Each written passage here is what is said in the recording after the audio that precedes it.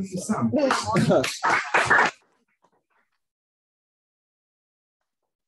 Yeah, so thank you so much for joining us today. As Finley said, it's a great book tackling, a really kind of topical issue. So I guess what we wanted to start with is by asking you why you decided to write Fortress London. Like, did you think that the UK's regional inequalities weren't covered enough by existing literature? Like, what was your motivation behind the book? Yeah, for sure. I mean, to start with, obviously, it's just such a crucial political subject at the minute after Brexit and the fall of the Red Wall in 2019. I feel as though there was lots of literature actually on, like Peston said, WTF, like what the fuck is happening? And like very little of it, I thought, credibly covered the regional problems that we had and the political sort of underpinnings or, the political manifestations of those regional problems. So yeah, I've kind of been seething about it since birth, really. So I'm from Huddersfield in West Yorkshire, and I decided to try and make my way in this great city, a number of years ago, as some of you here might have as well. And found it incredibly difficult to do that, especially when you're trying to break into a profession like journalism, where you don't get paid anything anyway. So to balance that with renting here was just immensely difficult. And I guess it's a grievance book, really. It's like shouting about my experiences, but also I hope giving sort of, as Finn said, a bit of an airing to the research behind these problems as well, and earning a bit more money so I can live down here. Cool. One thing I was going to mention was that this book isn't just a standard kind of left-wing polemic. You're actually, in some ways, quite critical of the left as well as the right. And you often accuse kind of the left, at least here in London, of defending this kind of London-centric neoliberal kind of economic model. I mean, do you think the kind of rise of, I suppose, the nomination of Jeremy Corbyn's Labour leaders in 2015, the rise of moves like the Sixth Rebellion, somewhat kind of counter the kind of left's acceptance of neoliberalism? Or do you think there's still a long way to go? Well, as you say in the book, I think Corbyn kind of worked against that, working against what you described, because for all of Corbyn's campaigning on economic justice, which I think was very valid, I don't think he couched it in a regional context at all. And I think that's not necessarily to blame him, although he should have brought people alongside him who knew those nuances a bit better. I think that it's been described, pretty extensively, that he brought sort of a comfort blanket with him from, his old Labour MP pals like Diane Abbott and John McDonnell, who sort of insulated him in a capital mindset. And I mean, you'll have seen in the book one of the real criticisms that I have of the manifesto in 2019 is that it pitched economic rebalancing of the regions within the Green Industrial Revolution, which, although the Green Industrial Revolution is something absolutely essential to this country and will probably assist the regions better than any other economic policy, I don't see it as a credible political argument. And I think that showed Corbyn's naivety, and that he thought that he could win over the regions with that sort of economic mindset. Okay. So you want to ask me? Yes, then kind of moving on to other elections, kind of in the devolved nations and on a broader scale, do you think that the recent electoral successes of, say, the SNP, Sinn Féin, and even the Brexit vote, which obviously wasn't that long ago, kind of show a kind of revolt against like London and London centrism? Yeah, definitely. And I think often in quite toxic ways. And this is part of the reason why I wanted to write the book, was to sort of redress the right capturing the narrative about regional inequality. So what you'll hear from like Darren Grimes and his GB News stooges is like, London's awful, it's full of brown people and Black Lives Matter activists, and it's just like the liberal snowflake woke is like, it's absolutely horrendous. And that's not the book that I wanted to write. It was, I think, unfortunately, as you were saying, I'm quite critical of the left because I think the left have swallowed that. And I think as a result, anybody who tries to come to the argument about regional equality at all gets cast as a culture warrior. And so the left's quite instinctively defensive of London, whereas it should be a lot more open-minded to critiquing this form of inequality. But essentially, yes, Brexit, unfortunately, sort of let the door open to this sort of rabid right-wing anti-London bashing, which is not intellectually robust at all. And they've just colonized the whole debate. And it's kind of, I'm trying to unpick this now and try to show that there's a lot about regional rebalancing that the left should get behind, and that it's not just about us, it's not about poison politics, the sort of poison politics that we've seen in general. I think, unfortunately, I mean, the other elections definitely have shown the strength of other nations and regions. I think that the current Conservative consensus has no way to deal with it. In fact, it's causing the problem. And so that will be one of the most fascinating aspects, I think, of politics in the next 5 to 10 years, will be the breakaways of the nations, and Wales you could probably include in that as well. There will be a stronger movement from Wales. And yeah, let's see, we may just have a splintering of the UK, and it will be, you know, the great divide between London and the English regions will be accentuated even more. You do know that there is a kind of a cultural divide between London and the rest of the country anyway, even if it's been exploited by the right. Yeah. I mean, do you think that's entirely a bad thing? Do you think sometimes London can actually be a cultural pioneer? So, for example, during the 80s, you know, if you were gay growing up in the rural Midlands, you know, you benefited from gay rights activism taking place in London. You know, there is a role there, even if London has sometimes come across a bit too kind of, you know, up themselves about how morally superior they are at times, which is something, again, you note in the book. Well, I think that's perhaps the crucial bit, is I think there are sort of slapdash assumptions about other parts of the UK. I mean, there are other very diverse places that have very strong social justice movements. And to say that it just happens in London, I think, yes, it's led in London, but there are other parts of the country that lead on this as well. Particularly, you know, the big cities, Manchester, Leeds, as Ashley Carr pointed out a couple of days ago, you know, they had quite similar voting patterns to London. But I think, yeah, I would like to see a nation in which we're not sort of pointing spears at each other and saying your politics is worse than our politics, because that just benefits the right. The divide and rule tactic of the right, trying to make it seem as though we're more different than we actually are, is exactly what they want to do. I mean, there was some polling out today, I think, from British Future, correct me if I'm wrong, anybody in the room who knows about that, who said that they pointed out that 80% of people now think that diversity is a good thing for Britain. That's like across the country. So that doesn't really stack up with this idea that the North is like bigoted and it's against sort of liberal values. I think it's very much in favour of like a soft liberalism, sort of the Southgate nationalism that we saw during the Euros. Like if Labour came forward with that sort of pitch, it would be able to sweep London and probably make headway in the Red Wall. And so I don't think there's this great like London's a pioneer, everywhere else isn't kind of thing. Not I'm saying that you're suggesting that, but yeah, there's more common ground than we think. I'm only referring slightly to maybe a slightly unsavoury review by James Kirk on the Times, which maybe wasn't really a fair read, I don't think. No, I don't actually think he read the book, or at least he was drunk when he did it. But, you know, he used to be a political editor of the Telegraph, so, you know, what am I going to expect? Yeah.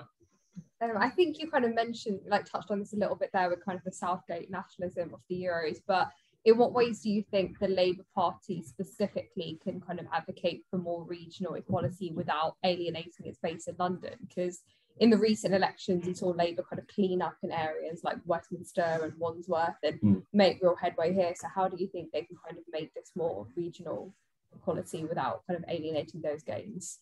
I think partly, and I might be wrong, but I think partly Labour's not going to worry about its cities. I think Labour will continue to hold its cities, and it will do at the next general election. If it advocates an economic model that's progressive, and particularly if it calculates its approach to renters, like people are just going to vote for Labour. And especially because the Liberal Democrats are now increasingly trying to win the blue wall, so they're basically the NIMBYs in Parliament now. So as long as you do that, Labour are going to win the cities. So I think, yeah, you do a good. I think a lot of Labour's problem is communications. And I think it's got to find out what its slogans are. I know we've been having this conversation for ages since Brexit, but it's got to find out its 3-word slogans. I'm not saying that I know what those slogans are, but like people in the deprived communities of the north, generally, and it's not a discussion that can be had, it's probably one that can be had in this room because we're in a small room, but I wouldn't have it in a bigger room. But basically those red wall constituencies are older, they're less well educated, and as a result, they're a bit more conservative. So you've got to sell things in a pretty straightforward way that really appeals to the sort of publications that they read. And I don't think he can turn the Murdoch press at all, but he can get a few things on the front page. I think that Make Brexit Work is a good one, actually. Perhaps a bit controversially. I think that really resonates with those voters. And he needs to have a good Facebook strategy to reach the grannies who, you know, are clicking like on their grandchildren's pictures on Facebook. Like, he's just got to do it. Like, Cummings knew it. Like, you've got to smash the campaign in the last 5 days with your 3-word slogans. If that's build, like rebuilding Britain. I think this idea of like, make America great again is kind of like, that resonates in the UK as well. Like Deborah Mattison's book on the Red Wall, she says that that's the one political slogan that actually resonated in the Red Wall more than anything else. Build the wall actually resonated in the Red Wall, shockingly. And they said, where would you build the wall? And everyone shouted, London. So I'm not saying that you've got to appeal to those sort of like nativist instincts. You're not going to do that at all. I'm just saying that in terms of like a political technique that's got to be used, that people have got to be able to chant it in the pub. Exactly what you're saying. Exactly. That's not going to, it's not really, it doesn't come off the top of your tongue, does it? You know, there's got to be a communications plan above all else. So the classic kind of argument against all books to that kind of effect is that, you know, the economy's not a zero-sum game. Why can't we all just be happy and get along and be nice? You know, why is there kind of a regional dichotomy, as it were? And does that kind of zero-sum thinking, does it in some ways benefit the rice in some ways? Yeah, definitely. I mean, this is one of the things that people often say to me is, I'm all in favour of regional equality, but why do you have to chop down the tallest tree? And I just sort of, you know, have to rock in a fetal position for a few minutes and then start the argument, which, you know, I think that London might not grow comparatively as well as it has in the past if we invest more in terms of infrastructure in other parts of the country. Like, you have to take money from one place and give it to another place. That's just how public investment works. But has the exponential growth of London actually benefited ordinary Londoners in the past 10 years, for example? No, it self-evidently hasn't. You have to grow London in the right way. So that involves still growing London. No one's saying that London should go into decline. London should still grow, and it will probably inevitably grow faster than anywhere else because of agglomeration. That's just how it works.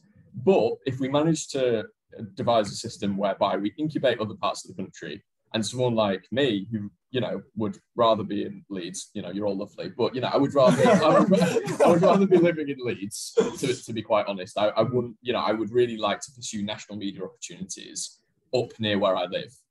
So if we devise that system and not have me competing for all your rental opportunities, then London's going to be comparatively more affordable to live in. And so even if you don't grow quite at the same rate as previously, if I knock a few £100 off all your housing costs, you're going to be more affluent. That's how this thing benefits everybody, and, you know, in the north and the south. I'm actually going to deviate from what I was going to ask you to kind of pick up what you said there. How do you think kind of the pandemic and home working influenced this? Because all of a sudden you had people who lived up north being able to access the jobs in London without paying these housing costs, and then all of a sudden the government are telling us this hybrid working and you have to go to the office, and that cuts the opportunities off for them again. Yeah. So what do you think is the way forward in that sense? Yeah, definitely. I think the employers need to, if employers care about this, which I'm not sure that many do, but, you know, that's why I wrote the book. If they want to make a difference, they should encourage home working a lot more, and they should really facilitate people coming down for meetings and then pay for, you know, a bit of their train travel and their accommodation costs. Yeah, working from home is a massive tool of levelling up, and the government reneging on it is them reneging on the whole mission, essentially. The problem is, though, right, so hybrid working has created unforeseen problems as well, because some people have basically just decided that instead of moving to Clapham, they're going to move to Hastings instead, or they're going to go to Margate. You probably know lots of people who decide to liquidate their assets in London because it's grown massively, the assets have grown massively in recent times, and buy someone with somewhere with a lot more space. That's a completely fair thing to do. I'll probably do the same in their situation. But the problem is that then that's inflating the sort of peripheral satellite towns, that's inflating their property markets, and it's creating really acute housing problems in those conurbations because local wages just don't match the London living wage or, any sort of, baseline of London wages. And that's something that hasn't been discussed. If you want to read about it, I've got a piece coming out tomorrow on Violent Times. But yeah, that is another, I think, unfortunately, that is a problem that has been created. And that's mainly through hybrid working. So that's people like wanting to travel half an hour on the commute, who have to travel into the office like 3 days a week. So, and I think that's probably going to be the norm, unfortunately, rather than purely working from home. Right. One question I'm going to ask, you talked a lot in the book about education and how if you're working class or on free school meals in London, you're more likely to go to university. Twice as likely as if you're on free school meals in the north.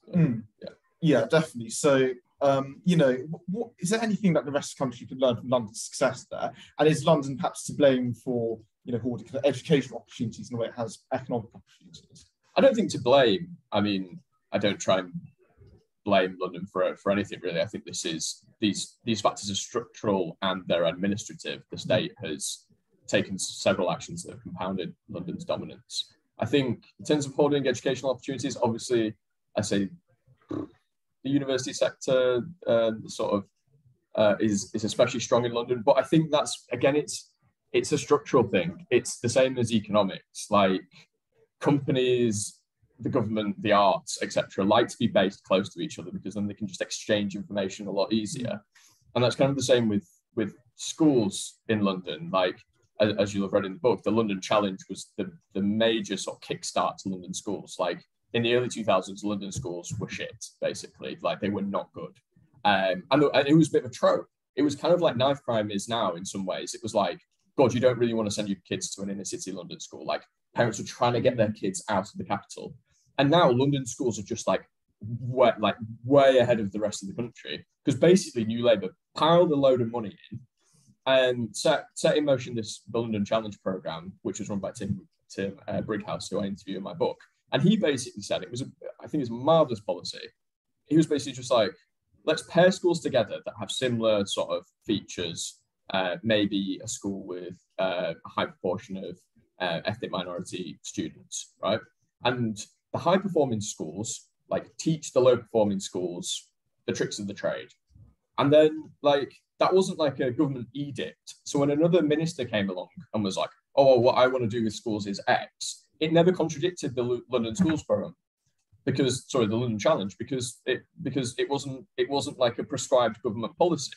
But the thing is that you can only learn from a large number of schools if there are a large number of schools to learn from, which, London has in abundance. And when they tried to export the London Challenge to the Black Country and to Manchester, it didn't quite have the same level of success. I think probably because the friction of schools learning from each other and literally just communicating and having similar schools, that was vastly reduced. So I think you kind of have to have a bit of the economics alongside the education. You have to incubate an area to such an extent that a lot of people move there and you have a lot more schools, and then you have a lot more information sharing if you wanted to revive that sort of policy. I think the other thing I was going to ask is, obviously you do mention that kind of London still, because of sheer size, still has quite a lot of advantages. I mean, is it realistic to expect the next generation of people graduating from university to be more likely to stay at home, given just the sheer wealth of opportunities London offers? And if, let's say, the rest of the country was rebalanced, do you realistically expect fewer young graduates to move here, or do you think that's almost an unstoppable force? I think, unfortunately, we're getting to a point whereby there is a major social mobility blockade in modern Britain. Like, I think in my position, I'm not the sort of scrappy youngster that I was, as I told you about when I first pitched the book. I'm in a bit more of a comfortable position. But I think that if my landlady hiked my rent tomorrow, I'd be like, I'm going to go back up north. Because I just simply can't see myself affording this city or wanting to afford this city. And so the prospects for young people coming into the city for the first time in a way that I did, you know, whenever 6 or 7 years ago, I think a lot of them will make the same decision. And as a result, you'll get loads of really bright northerners, wherever, you know, from the Midlands, Wales, and the Southwest as well, has massive problems of its own, who simply won't come to London. Not because we've rebalanced, but because we've created a society in which this is the only place to come, and you can't afford to live here.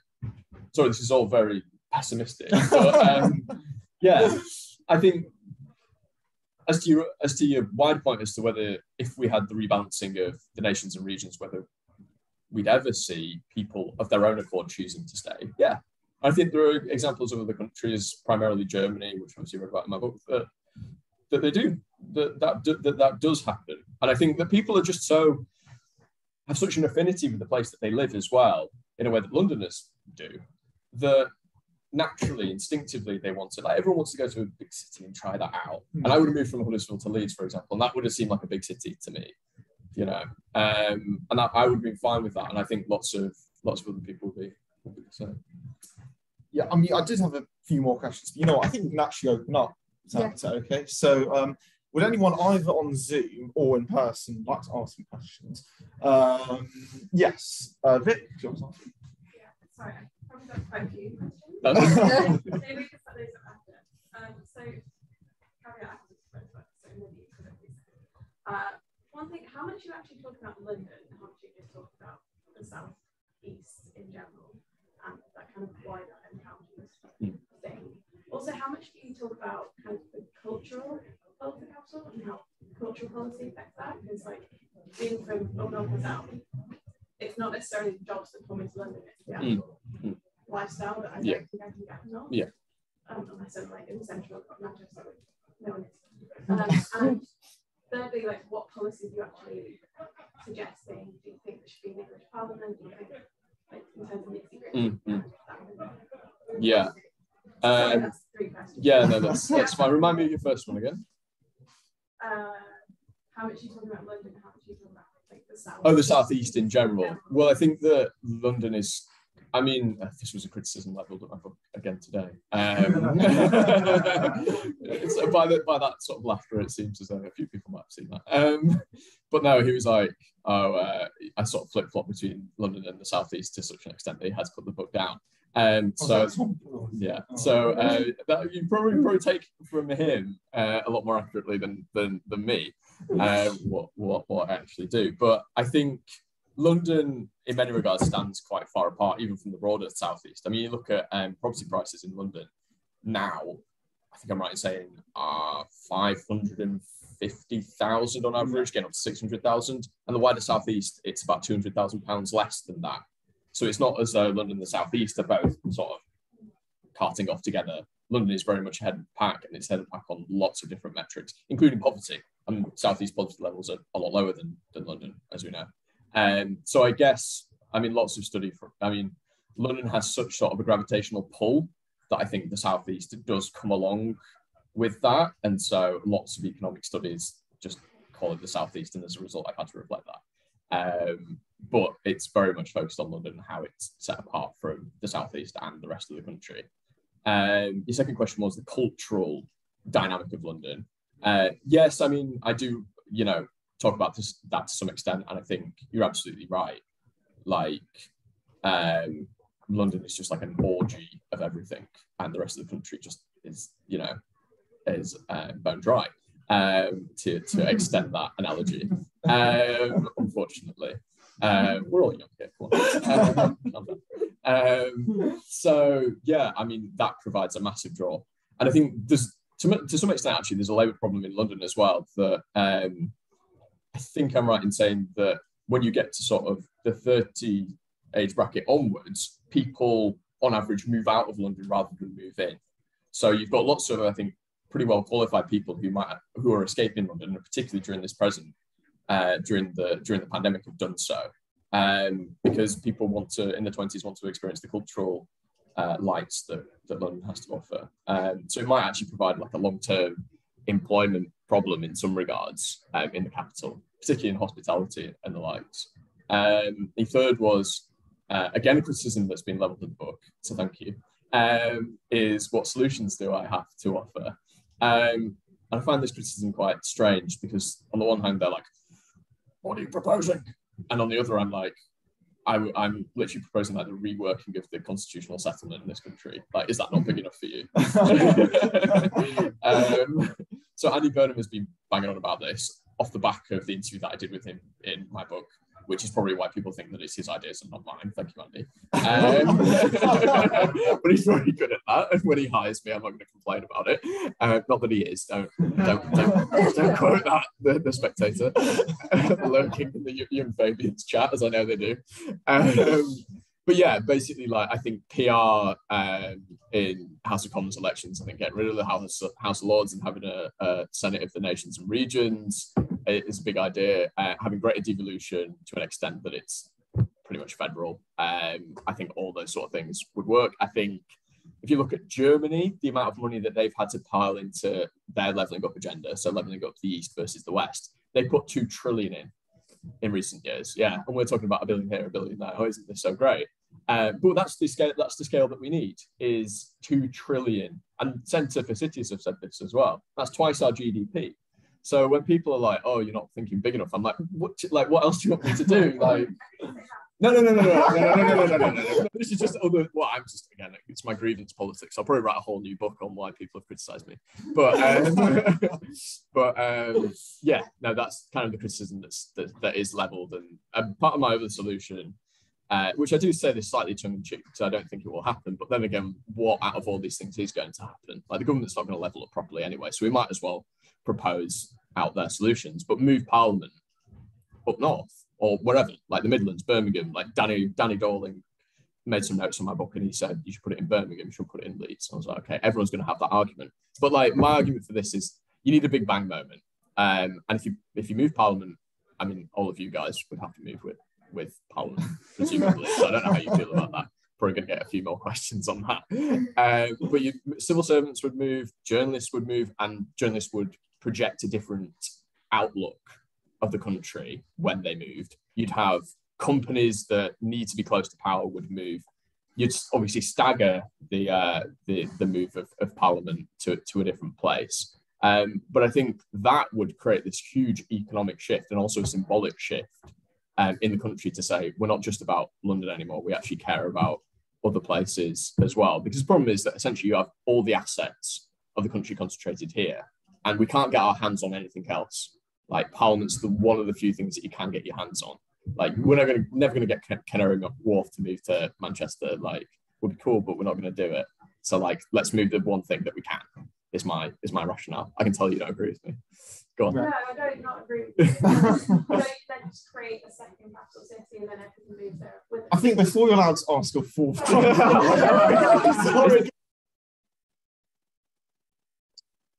Definitely can. I'm really sorry, but yes, you wanted to ask a question. So my question is regarding sort of the viewpoint point of maybe more of a sort of challenge of this, kind of economic inequality sort of point that also relates to leveling up. So I think my point of contention is that when we actually look at deprivation, so I actually work for a charity that does a lot of research on left behind neighborhoods. So when you actually look at it, so there are neighborhoods that lack social infrastructure and are severely deprived. So those are actually doing worse than neighborhoods that are only economically deprived. And yes, there are a lot of them, in the north, but there are also a lot of them in London. So like a lot of communities and neighborhoods in London are actually much more deprived than parts of the north. So I think my problem that I have with sort of this debate around inequality, when we talk about regional, I kind of always feel it's not local enough. Like, we're kind of talking at sort of a regional level, that's the Midlands versus the South versus London, but actually I think we should probably go deeper and sort of find a solution maybe in giving more power to communities and neighborhoods, rather than just saying like, oh, we need to kind of shift, a powerhouse to a different city. So I was wondering what opinion on that is. Obviously, you're talking about devolution and you're an advocate of devolution, and I'm from Germany myself, so I do think that this is the right thing to do.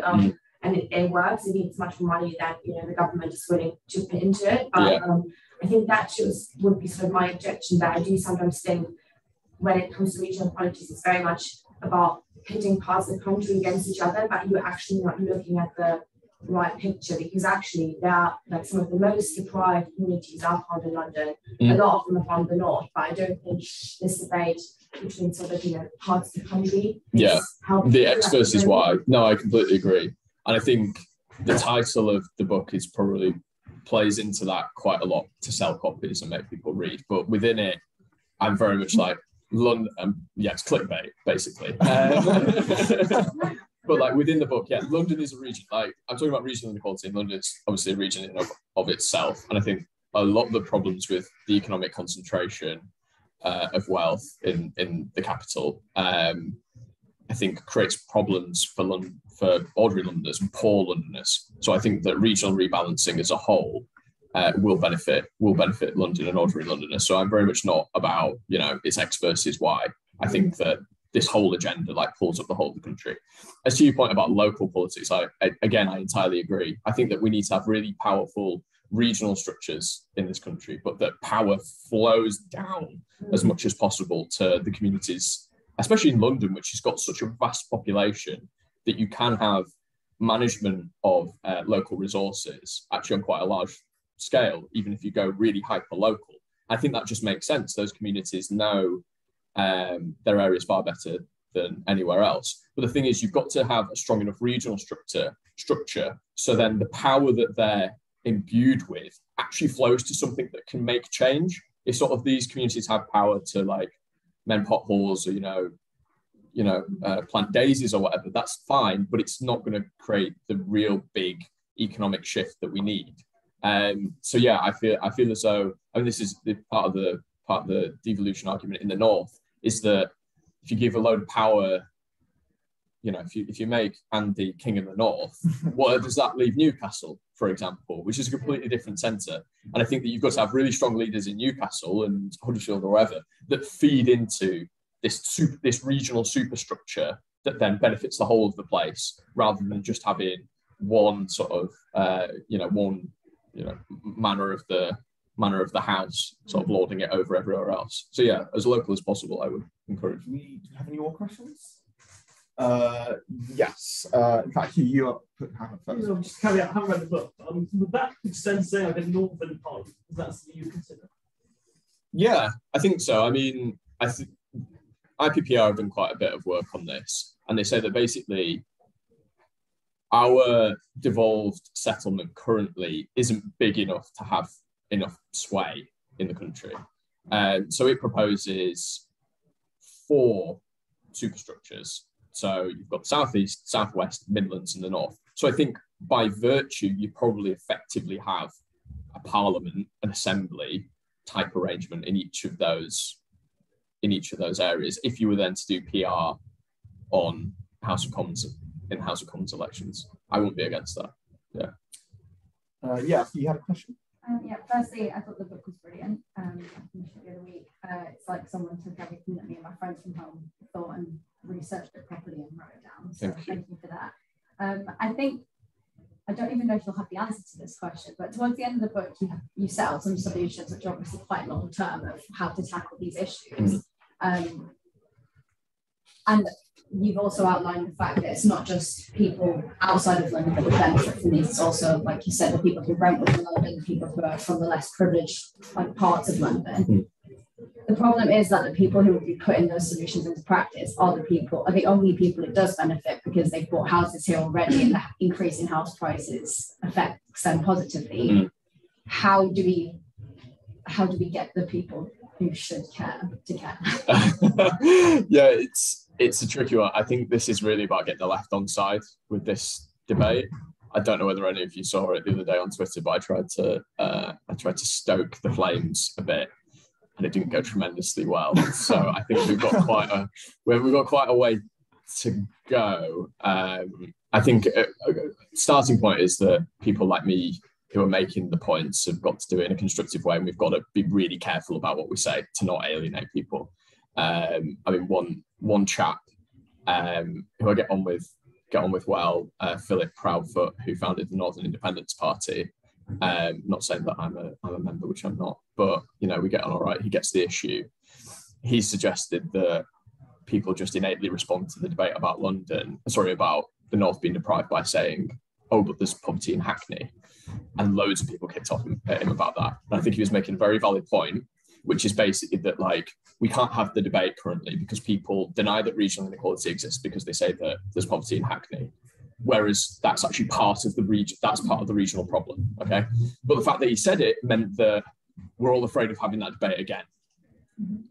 And so I would kind of blame him a little bit for it, despite the fact it got people talking about it. It got people like, it retrenched people in their positions and they were like, oh, this is terrible. You know, this is, you know, they're just trying to pick on us and steal our riches, etc. So like, I think it's a combination of us being more careful in what we say, and then hopefully bring the left on a journey to realise that regional rebalancing benefits London as well as the rest of the country. Yeah. That's my hope.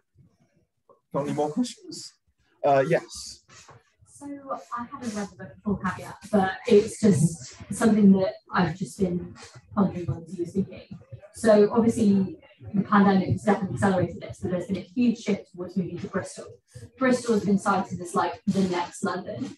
I know friends who live there, that's where I'm from. Rent prices are through the roof, house prices pretty much equal, well, are close to equal in London. Yeah. So I'd just be keen to hear your thoughts on how you see that playing out over the next few years and whether we could see more of this weird sort of, you obviously mentioned earlier that the Southwest certainly has its problems. I come from rural Southwest, near Bristol, close enough, so I say I'm from there. But it's very much, the Southwest certainly does have its many, many problems. And just sort of thinking, how do you see that playing out in the next 10 years? Do you see Bristol becoming almost a sort of second epicentre? Yeah. Yeah, definitely. Definitely. Brighton the same. Anywhere that's like within hitting distance of London. And this is part of the rationale for HS2, which I'm perennially in two minds about, is that hopefully you won't get as much economic heat concentrated in the likes of Brighton, Bristol, etc., because people will be able to move to Manchester and have a very similar life experience than if they were living in Brighton. I mean, they'll probably get to London quicker than from Bristol. It's a bit of a pain if am I right in saying? It's about roughly just over an hour. Okay, so pretty much the same as the HS2 from Manchester.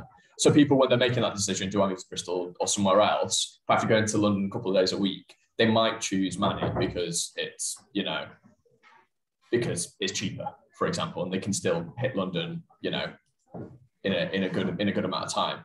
So HS2 might have an impact, yeah. But otherwise, I think that basically we'll see these other places moving closer and closer in terms of house prices to London and rent prices. Yeah, unfortunately.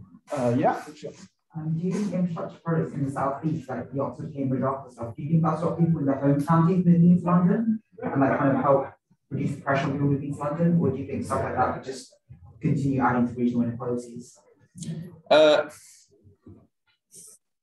You see, I wish we had that sort of stuff up north. That's my big thing. Like the east-west, you know, train line between connects Liverpool, Manchester, Leeds, Newcastle. Like we've needed that improving for donkey's years. And so it's not. I mean, I think it will help actually, that sort of stuff down south, because I think that Oxford and Cambridge are kind of strong enough like economic centres, and they've got a lot of concentrated industry in those places that, you know, will keep people in those centres. So I think it's a combination of, you've got to just replicate the stuff that you've seen in Oxford and Cambridge, like up north. You've got to have like recognisable industries, like high wage, high skilled industries up north, and you've got to have the infrastructure to be able to connect different places with those hubs. I think a massive thing about the Red Wall, right, is that it doesn't have two things that other slightly more affluent areas do that didn't vote Tory at the last election. It doesn't have transport mobility,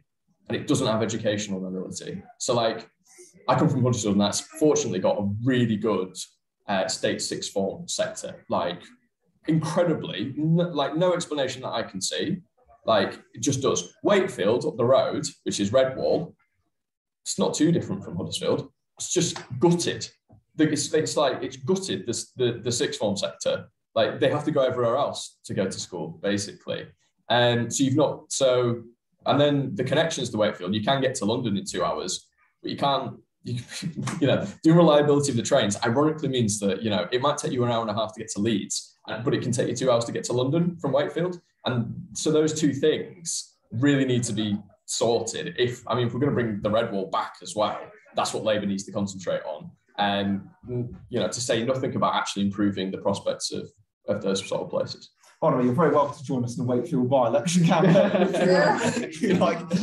Yes. So, like, I know, so apologies to make you review yourself, but like, just first, like, what was your prime motivation for moving to London? Actually, you know, was it because you did journalism? Was it the fact that, like, the journalism, that if you had got one of the few jobs up there, it wouldn't have had much of a national impact, or was it other motivations? Because this is, I guess, genesis of the book anyway. Yeah. And then are you down with Scottish independence, yes or no?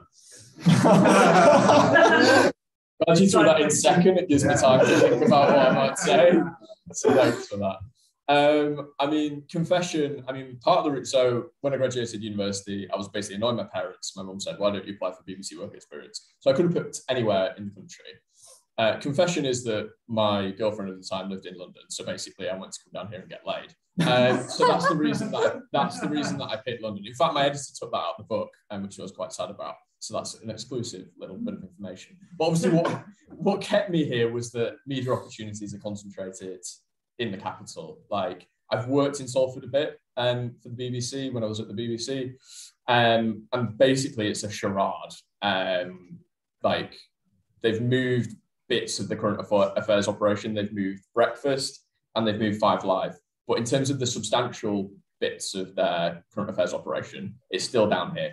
And I don't blame them really, because politics is down here. And until politics moves, I wouldn't expect like Newsnight to go or the Today programme. Like, it'll go on tour a bit, and I think that's good. And they should have more northern producers producing the episodes in the north or wherever. I keep saying the north. The north is a catch-all term for everywhere else, basically.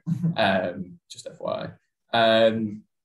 So yeah, politics needs to move first, or at least other national assets, before we see journalism move out. And yeah, that's why I'm here, because politics is here, and everything that I want to report on is here, unfortunately.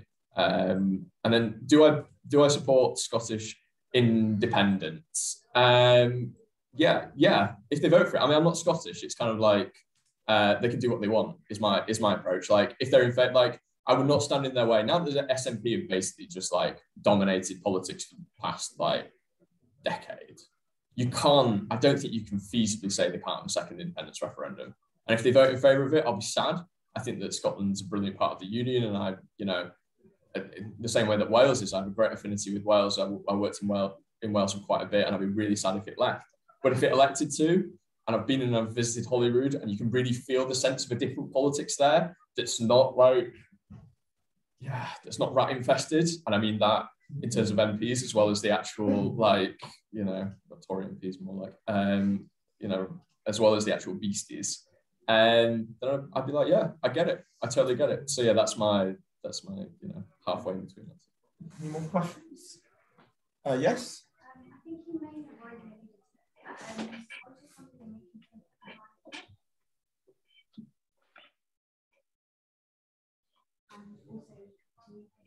and also, do you think Tories Yeah, so I did, yeah. The home working thing, I think basically, yes, it will help the regional balance, but it will create other regional problems in the fact that it won't be purely home working, it will be hybrid working, which will then really afflict areas like Bristol and Brighton, etc., because people will commute in once or twice a week and live somewhere that's not in the centre of London, but somewhere that's within hitting distance. So it will create other regional problems, unfortunately. Nothing's ever very simple in British politics or life. Why do the Tories, why they're not in favour of home working? They're spineless. But also, I mean, like Dominic Cummings said today, and I think there's some merit in this argument, that Boris Johnson does see the media as his bosses, does see the Telegraph as his boss, and the media's been at him since day one of the pandemic, that it wants people back because its sales are going through the floor. And Cummings says that they have a direct line to him, and I believe it. You know, you can see the meetings. the records of the meetings, and I think that's part of it. And I think Boris Johnson doesn't care one way or another, as with most issues. I think that actually Starmer had a very good line at PMQ today. I don't know if anybody saw where he called Jacob Rees-Mogg an overgrown prefect, and I think that's the Jacob Rees-Mogg mentality. Is it's very sort of, it should be as it is in the Victorian era. We should beat children and send Northerners down the mine, and everyone should get back to work. And I think that's just his ideology. So I think it's different for different people, but I think that like landlordism is a big thing as well. I think that they will be lobbied by big business owners who are really suffering during the pandemic as well. So I think it's sort of like a combination of probably those three factors that are playing in the Tory party in different ways for the same result. Right. Anyone else? I've got two at the front. So yeah. Okay. So Sam, in your book, you're quite kind of honest with the challenge involved in seriously levelling up the UK. It's going to cost trillions of pounds, going to take decades to achieve, and sort of radical devolution you're proposing. Do you think the Labour Party is come up to the challenge of delivering this? And how does it deliver on it without kind of upsetting kind of the Londoners of the world, who don't want to feel like they're being levelled down at the expense of elsewhere? I think no. To your first question, is it up to it? No. Currently, no. I don't think it thinks big enough on this issue. No, I admire Lisa a lot. I think she's a good politician. From when I spoke to her in interviewing her for the book, I didn't think that she was radical enough. That might be political. That might be, she doesn't want to be seen as too radical. But I didn't really see the germination of sort of a Labour idea on this that could either win votes or redress these like huge inequalities. I see it a lot more in Burnham, but I also see that other part of what you're saying, that Burnham can be a bit Marmite, especially with people down here. And there seems to be this conflict between Sadiq and Burnham that's already opening up. It's sort of like a slow-running leadership challenge between the two of them, like jousting, over a period of years. I think that you might be able to get around that in the structures of the Labour Party, though, never underestimate Labour's ability to self-sabotage. In the deputy leader balance, as you've got sort of like Angela Rayner, who's a really nice counterbalance to Keir Starmer currently. If you had a Londoner, if you had like Dawn Butler, I'm not suggesting Dawn, but just someone like Dawn to counterbalance Andy Burnham and say, the Tories are brilliant at this, pointing it to, this was vote leave, pointing two directions at the same time and win both. Like Labour can do that. It's just like not ambitious enough and it's not strategic enough currently. Like if you had a Londoner in that deputy post who basically just like hammered away at the London press, like said all the right things there, you targeted your Facebook spend on all that stuff in London, and then you target Burnham stuff up where he's going to win votes in the north. I can see that working. It worked for vote leave, definitely. I don't see why it can't work, especially in the context of the fact that these arguments aren't contradictory anyway, but like it might appear as though you pointed in different directions in terms of PR. Like I can see that. Hopefully I can see that working. That's perhaps a little bit more optimism than I've given in the book. Yeah. Just a bit on the policies. Do you not think that there's more appetite for spreading opportunity and investment in skills, education, transport, which appeals to both the aspirational working class and the middle class? Yeah. Rather than, I think, sort of what you're talking about is constitutional reform, which is quite mundane and perhaps people don't understand. I think it's about points of divergence. I think the former is very much the Nandy-ite wing of this debate, which is arguing to people we can spend more money, which I think is a dangerous ground for Labour anyway, if you want to make that argument, or you can spend it better.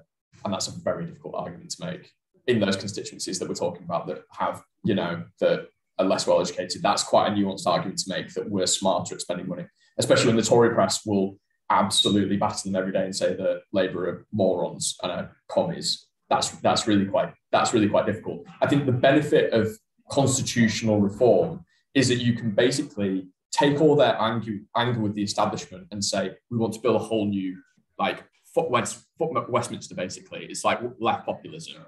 like left democratic populism, and it gives a really clear point of divergence. One, against Partygate and Johnson being, you know, the king of Downing Street, and, you know, someone else who's saying, no, I just want to build something. I just want to build something new. I can I can see that as like politically, that makes a lot of sense. I think once you actually get into it, like you obviously have to do the transport stuff. I think you have to show that you're, especially for a Labour government, you have to show that you're a safe pair of hands. So you've got to do the transport stuff. You've got to build things that the Tories said that they would and didn't. Like, that's how you nail them when you're in office. But beforehand, I think the kind of a bit more and a bit better, just where I just doubt that will come through. That's just my political analysis. Could be wrong. Right, anyone else? In fact, Vic, would you like to ask a full question if you remember it? Okay. Has anyone else got any? Yes. Do you have to sit at the back, which is one? Okay, you can both go. It's fine. Yes. Okay, this is going to be quite a short question. It's on your free school meals point, because I was thinking about that for a while. So, like, what do you think you can do? So you need, like, you can't apply what you've got in London, what you've got elsewhere. London just has such a range of schools and different schools as well, that you can kind of introduce that collaborative, but also slightly competitive approach. Yeah. How can you improve those outcomes? And is it the same for children who aren't on school meals? Is it, who don't have free school meals, are more like children from London going to uni as well? Yeah. So the stats are, you're twice as likely to go to university if you're on free schools in London versus the North. And Londoners, about 50% of all London kids at the minute go to university, and it's 36% in every other region. So again, it's a pretty big gap. I mean, I have to confess that I'm not an education wonk to any large degree. You know, I really care about social mobility, but I don't want to sell an idea that, you know, you're going to hold me to in 5 years' time when I'm, you know, doing whatever. So I mean, basically, like, investment, like, the government's got to, like, invest heavily. I think what I've seen a lot of, and speaking to MPs and former MPs, is that schools are, like, falling down in lots of parts of the country. Like, you can't learn when that's the case. I think, as I said, the case about educational mobility is that lots of people in those areas, and it's why you don't have agglomeration of education, is because, like, some areas you just have none. You just have, like, zero options for kids. And I think what really worked in my experience was that in Huddersfield, basically, you had, like, three options. You had, like, good academic option, you had, like, elite academic option, and you had, like, vocational option. And I think providing the availability of all those things and allowing people from the widest range of backgrounds to access them, and for those to be well-funded schools. And I think incentivizing, one of the great things that combined with the London Challenge was Teach First. So Teach First was launched in London, like, as a London-only program to start off with, which Tim Brighouse says really sort of created London as, like, this hive of educational, like, mobility. Like, teachers wanted to come to London to work. And if you could set up similar schemes in other parts of the country where you'd incentivize teachers, potentially subsidize them, give them other sorts of qualifications, which Teach First did, I think that's a potential route based on what I've learned as well. But I'm not like Andrew Adonis or anybody. So those would be my thoughts. But he would probably say I'm wrong. So yeah. Yes. Nice. Yeah, mine's kind of like a fun one to end. But at the start, you mentioned that Labour is kind of missing these, like, 3-word punchy comms lines. What would be your 3-word punchy comms line for, like, region, like, going towards regional equality in the UK? Rebuild Britain. That's 2, but, like, that would be mine. Rebuild Britain. I think it, like, it might be too similar to what's the Tories. Build Back Better. Yeah, so it might be a bit too similar to that. But if they hadn't come up with that, let's just ignore, like, fact for a minute, like the Tories do. But Rebuild Britain, because it gives this sense that, like, we recognise that you've declined, and we want to power you up. In fact, that was Nandi's that she suggested to me, was not level up, power up. And I was like, is it that different? No, to level up. Like, it's just a different word. So yeah, but Rebuild Britain would be my thing. Has anyone else got any burning questions they'd like to ask, including on Zoom as well as? Because if not, we are up to 9, which is our like a lot of time. So I'm very happy to end it here. Yeah, great. Well, thank you so much for coming. It's been really interesting. Yeah, thank you. Thank you to all of you for coming as well. I realise it's late and it's dark, and actually it's not too cold. It's quite nice at both. But yeah, no, thanks anyway. This has actually probably been our best attended event like this calendar year so far. Yeah, in person anyway. So anyway, for those of you who would like to come, we are going to go for drinks down the pub, but probably not the one next door. It's a complete rip-off, and I've been I'm under very strong instructions we can't go there. So we're probably going to go just a bit further down the road, just opposite St James's Park. It's only like a 2-minute walk away.